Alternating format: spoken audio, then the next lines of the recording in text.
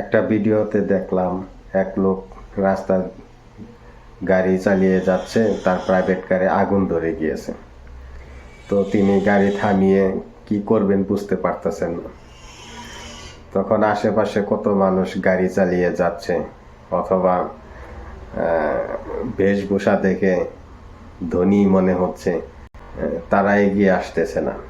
কিন্তু ওই রাস্তার চার দোকানদার, ফুটপাতের দোকানদার অথবা ওই টুকাই, তারাই পানি নিয়ে আগে এগিয়ে আসলো এবং পানি নিভিয়ে দিল।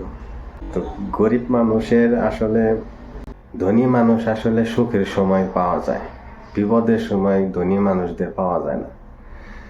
শারীরিকভাবে কোনো বিপদ আপদে পড়েন, দেখেন সবার আগে গরিবেরাই আসবে হেল্প করার জন্য। তাই গরিবদের সাথে সহানুভূতিশীল ব্যবহার করুন। গরিবরা না থাকলে ধনীরাও থাকতো না। ধনী লোকদের চাইতে গরিব লোক 500 বছর আগে জান্নাতে যাবে।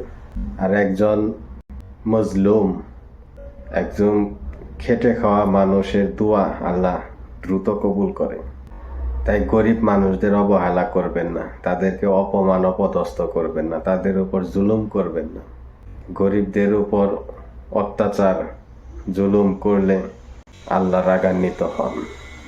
আমাদের আশেপাশে যারা অসহায় দরিদ্র মানুষ আছে, আমরা তাদেরকে সাধ্যমতো সাহায্যের চেষ্টা করব ইনশাআল্লাহ।